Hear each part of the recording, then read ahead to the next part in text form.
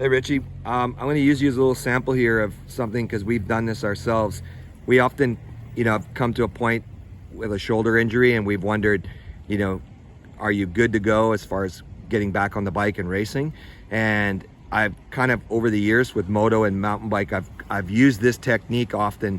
I mean, you can do various, shoulder mobility tests, and you can really try and figure out whether somebody has the strength or even the mental place, or capacity to go out racing. And to me, this test you're going to do right now is always a great one to say, I know the rider feels comfortable to get back on there. And I don't believe it's a test that just proves whether you have the strength on bike. I always say that, injury prevention and the ability to fall and support yourself if you do fall. So to me, this is a good test. I do this test in 2 levels. So the first level is as you're on your knees and you start from this place. Just do this drop test and show everybody what it's. You'll notice Richie will kind of drop. Do one more, Richie. He doesn't put his arms out fully extended. He just sort of puts his arms out halfway down. So to me, if, now go from the feet. If you can do that test right there, I think from your knees, you're partway there. I wouldn't say that you're completely clear, but any of you with a shoulder injury will notice it's even difficult to do that from the knees.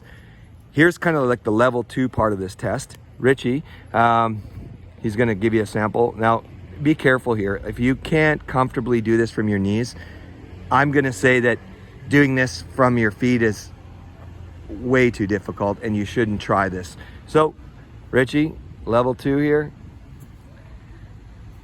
Okay. I don't think you need to do it again, but Richie will tell you he's had a few shoulder injuries, and absolutely, if you can't do that from a standing position, or you can do it from a standing position, I think you could say to yourself, would you say, Richie, if you've done this from standing position, would you say that you feel comfortable to get back on the bike and at least make an effort to ride or race? Yeah, I think even like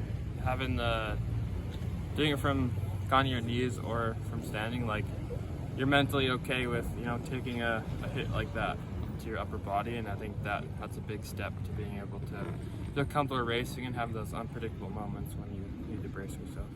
Yeah, we talk about it. It's often not through the shoulder injuries. We've said it's not always just like, oh, can you ride? It's like it's that capacity mentally to know that you could fall. Yeah. You could protect yourself. You're putting your arms out to protect whatever your head and your body.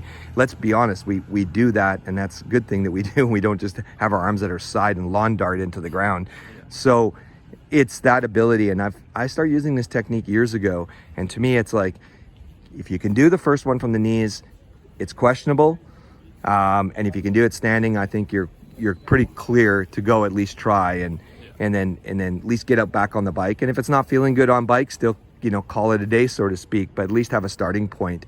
So thanks, dude. Yep. All right.